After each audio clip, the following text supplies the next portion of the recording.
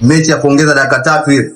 Mwakani michuano ya AFCON itafanyika nchini Tanzania, na wewe utashangaa kwa nini hakuna mwamuzi yeyote wa Tanzania ambaye anachezesha. Sasa sisi tutakushangaa wewe kwa kushangaa kwa nini hakuna mwamuzi wa Tanzania anayechezesha michuano hiyo.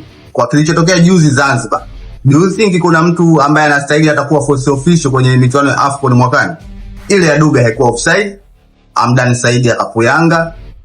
Simba amenyimwa goli la wazi, Kasim Panga akasema offside, haikuwa offside.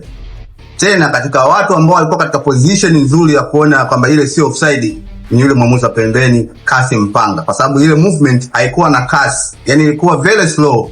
Kwa hiyo alikuwa na uwezo wa kuona kwamba hii sio offside. Na kilichonishangaza zaidi ni kwamba Kibendera amekuja kukinyosha katika attempt ya pili. Yani attempt ya kwanza Kibendera kiko chini, attempt ya pili ambayo ikazaa goli ndo akanyosha Kibendera. Sasa sijui labda rebound ndo ametafsiri imekuwa offside.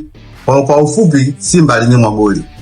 Hakuna mwamuzi yote wa Tanzania ambaye atastahili kuchezesha michuano ya AFCON, na hatutaki kushangaa kabisa kwa kilichotokea juzi, kwa sababu ile ilikuwa ni big stage, mechi kubwa ambayo inafuatiliwa hadi na watu wa Motsepe. So usishangae kwamba kwa nini hakuna mwamuzi yote wa Tanzania ambaye atachezesha AFCON na michuano itafanyika katika nchi yenu. Hakuna anayestahili. Turudi kwenye mechi, Simba alistahili kushinda mchezo huu kwa sababu alidominate katika half zote. Kipindi cha kwanza alitengeneza nafasi nyingi, kipindi cha pili pia akatengeneza nafasi nyingi, alistahili kushinda. Kwa kifupi tunaweza kusema kwamba Simba alipoteza pointi 2, Yanga alipata pointi 1. Yani game ilivyoenda. Na kitu kingine ambacho mimi kilinishangaza zaidi ni mwishoni mwa mchezo.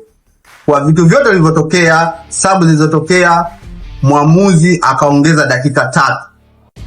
Mechi ya kuongeza dakika 3 hivi, yani kwa vitu vyote vilivyotokea kipindi cha pili. Ukishangaa kwa nini hatuchezeshi AFCON, sisi tutakushangaa wewe.